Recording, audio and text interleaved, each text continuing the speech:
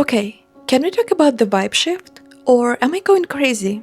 Have you looked at your For You page lately? On mine, it was all the clean girl aesthetics and morning routines, and recently it looks like a Victorian funeral procession. It is officially winter 2025, and we as a collective decided that we are done being happy. We are done being chill. We have entered the era of the rot. If you'd told me a year ago that Emerald Fennell, the woman who made the horniest and the sexiest Selburn, is gonna team up with Charli XCX to remake a 200-year-old story about ghosts, I would not believe you. I'm not making this up. Look at the three people who run internet right now. They all pivoted to the same aesthetic at the exact same time. First of all, Charli XCX. She is not at the club anymore. She's literally scoring a movie about ghosts on the English moors, aka Wuthering Heights. Second of all, Jacob Elordi. He's not playing our favorite usual heartthrob. He's playing a stitched-together reanimated corpse in Frankenstein. Third, Ethel Cain. She's released an 89-minute horror music album, yes, it's the case, called Perverts, and it actually sounds like a nightmare. Well, all of the main figures on the internet decided to become Victorian Gothic figures. It's not a coincidence, it's a movement. And it's not about wearing just a black lace, it's about a collective exhaustion. We are tired of performing happiness, we are tired of future looking like an AI nightmare. So we are retreating to the past. The ghosts, the monsters, and the fog. Today we are gonna talk about why all of a sudden we all yearning to be haunted. Welcome to Gothic Girl Winter.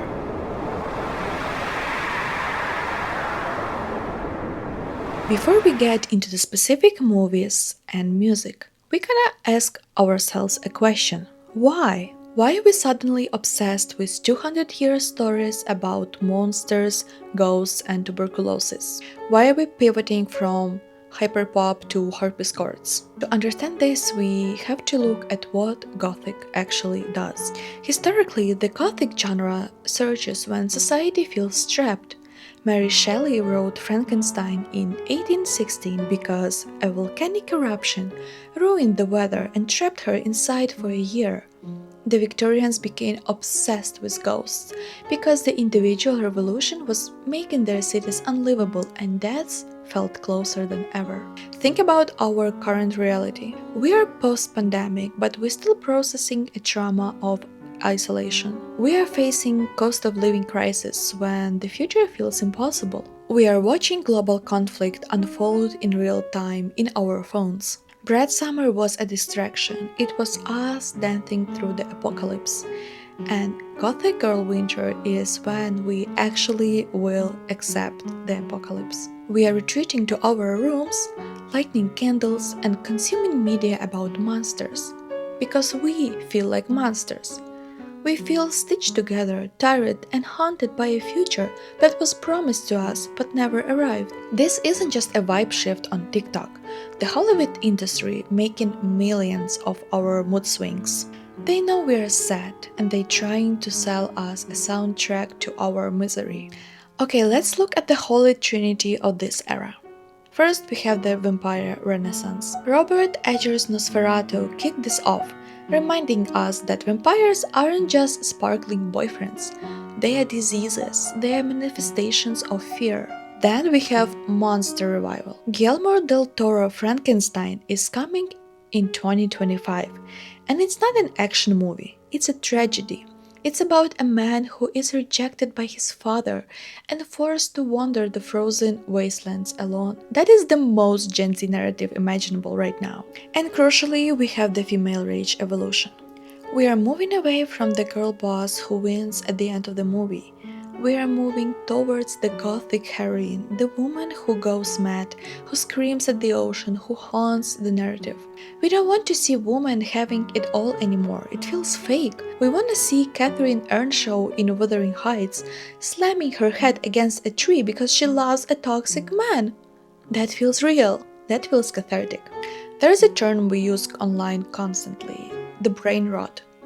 Usually we use it to describe a moment when you watch so much content, your brain kind of turns into mush. But I wanna argue that brain rot can be Gothic concept. In Gothic literature, there is a trope called the sublime.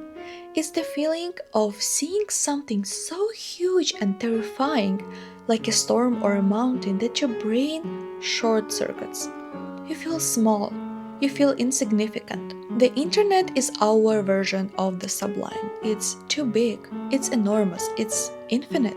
It terrifies us, so we rot. We retreat to Gothic aesthetic because it romanticizes that feeling of decay. If my brain's gonna rot, I might romanticize it in a tragic, beautiful Victorian way rather than just doomscroll. So, grab your copy of Frankenstein, put on an Ethel Cain album, and let's decompose together. Because in this essay, we're gonna explore who is leading that funeral procession and why we are so eager to join them.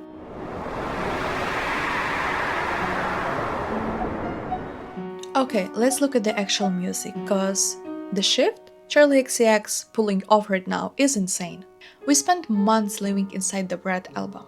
That record was about overstimulation. It was hyperpop, it was club lights, it was 365 party girl, it was doing bumps in the bathroom. But here is the thing about mania. It's unsustainable. You cannot stay at the club forever. Eventually the drugs wear off, the light comes on, and you are left standing on the curb in the cold, shivering.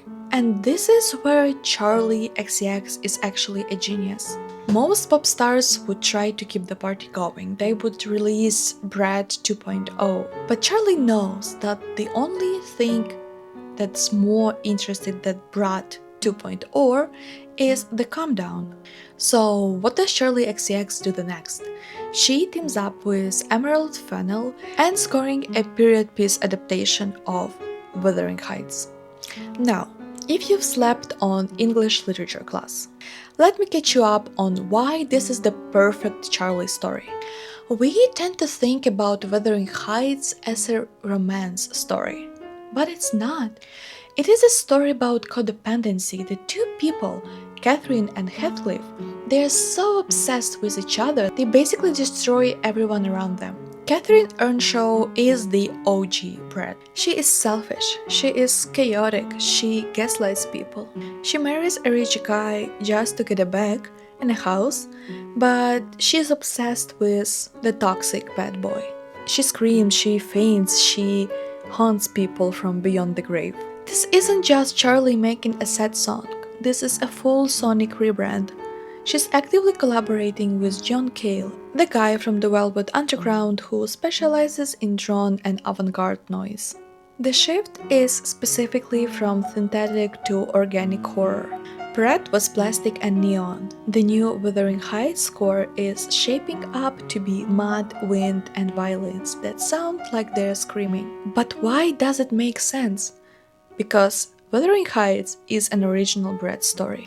Catherine isn't a polite Victorian lady. She's a messy, selfish, chaotic girl who ruins everyone's life because she's obsessed with a toxic man.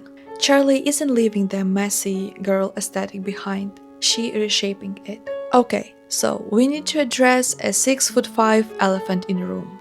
Or rather, 6'5" corpse in a room. When Guillermo del Toro announced he was casting Jacob Elordi as Frankenstein monster for his 2025 adaptation, the internet didn't just react, it yearned. And on the surface, that seems absurd. Why are we casting the internet's boyfriend, the face of Kissing Booth and Euphoria, the man who single-handedly brought the eyebrow piercing back into fashion, as a literal abomination of nature? But if you look closer, this casting isn't just a thirst trap. It is the most accurate, culturally resonating interpretation of Gothic culture we've seen in decades. Because to understand why are we entering Gothic Girl Winter, we have to understand why are we obsessed with idea of pretty monster. To get why this works, we have to go back to the source. We have to unlearn the green-skinned, bold-necked, flat-headed version of the monster that pop culture fed us for the last century. That was the Hollywood monster. that was a monster designed to be scared of. But Mary Shelley's monster, the one she wrote in 1818, he was designed to be wept for. In the novel, the creature isn't a zombie. He is hyper-intelligent. He yearns to speak by listening to a family in a cottage. He reads Paradise Lost and the Sorrows of Young Weather. He has deep philosophical monologues about his loneliness. He is 8 feet tall, scary to look at, but deep down, he is the most sensitive character in the book. We talk a lot on TikTok about height difference and big boys. But in the Gothic context, size matter for a different reason. In Euphoria, Jacob's Elordi height was weaponized. He was Nate Jacob, a symbol of toxic masculinity, violence, and physical intimidation. We feared him. But the Gothic Girl Winter flips that narrative. In Frankenstein, that same massive physical frame becomes a vessel for tragedy. The tragedy of a monster who has too much body for his soul. He was too big for the world. He breaks things that he tries to touch. He scares people he tried to love. By casting Elordi, Del Toro is stepping into the core of Gothic girl fantasy. The desire to be the one who sees the man inside of the beast. It's the famous I can fix him but taken to an extreme. This brings us to sociological reasons of why Gen Z is pivoting to that aesthetic right now, like why do we want a monster? Because frankly, Prince Charming archetype seems like a scam. We grew up in the era of the soft boy and the nice guy, men who presented themselves as clean, feminist, and safe, but turned out to be manipulative gaslighters. The clean boy aesthetic is often a mask. The gothic monster, however, wears his damage on the outside. The monster screams, "I am broken, I am made of dead things, I don't belong here." We don't want a polished hero anymore, we don't trust him. We want a creature who knows how it feels to be rejected by his creator. There is a scene in original novel where the creature says, "I am malicious because I am miserable." And that's the mood of 2025, to be honest. That's the energy of this winter. The winter we are done to pretend we are happy and we are okay. We are miserable and we starting to feel malicious. When we look at Jacob Elordi as the monster, we aren't just seeing a hot guy in prosthetics, we are seeing the baby girlification of suffering, we are seeing a validation of our own rot. If the monster can be loved, or at least understood, then maybe there is hope for us. So, is this just a movie casting? Sure. But this is also a sign that we are finally moving from clean girl perfectionism and moving into stitched together messy reality of being human. Jacob Elordi isn't just playing Frankenstein, he is playing us.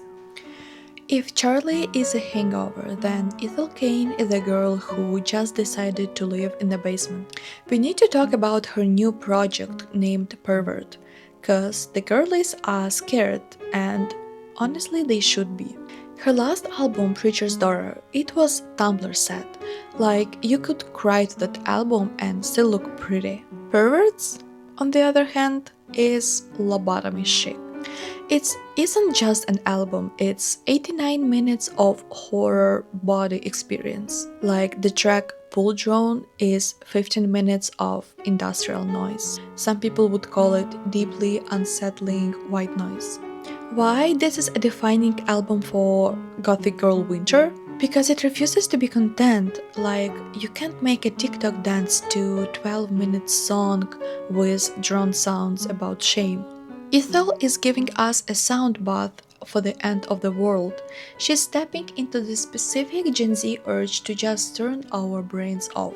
We are so overstimulated by 15 seconds clips that we don't want catchy songs anymore, we want anesthesia. The album is difficult. It's ugly. It sounds like dissociation feels. And that's why we stand. She's not trying to make the rod look aesthetic anymore. She's just handling us the rod and saying, "Here, sit with it for an hour and a half." And honestly, in this economy, I will. We stand because we are tired of pretending to be a main character. Preacher's Daughter led us to be a main character, but Perverts are letting us to be the haunted house. It lets us be the empty room where bad things can happen, and honestly, in the winter, being an empty haunted house sounds much more better than to be a person.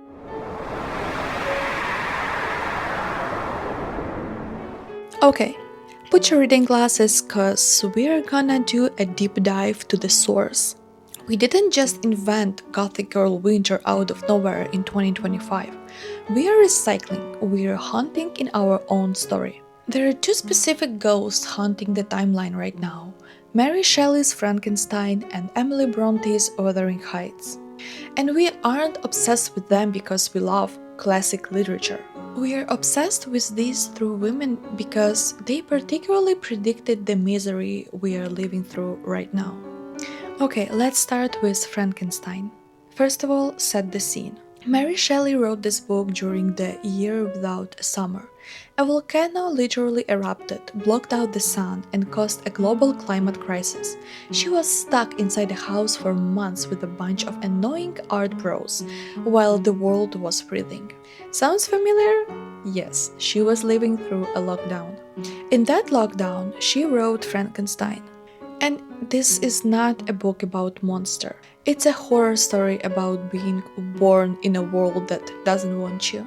The core trauma in Frankenstein is when the creature opens his eyes for the first time. He looks at his creator, Victor, expecting love, but Victor looks at him with disgust. The monster's tragedy is summarized in one quote, and it's honestly my favorite, is, "To you I am obscene, but to me I simply am." He isn't born evil, he was born neutral, but his existence is an offense to his creator. This hit different in 2025. When we look at Jacob Elordi playing his role, we see the Gen Z experience. We look at the systems that created us, the economy, the internet, the climate, and we say, why did you make me if you were just gonna hate me? We feel like glitches in the simulation. Frankenstein is the history of that specific loneliness. Now, let's pivot to the emotional side of the rot, Wuthering Heights. If Frankenstein is a failure of science, then Wuthering Heights is a failure of therapy. People think it's a romantic novel. Bestie, it's not. It is a horror story about two people who are so codependent they literally transcend death just to keep gaslighting each other. Heathcliff is the blueprint for the "I can fix him" boyfriend. He is the original dark empath. He is brooding, he's obsessed, he hangs out on the moors looking mysterious, but he's also a narcissist who destroys the lives of everyone he touches because he has a childhood trauma. Like, seriously? And Catherine, she's a final boss of Brat aesthetic.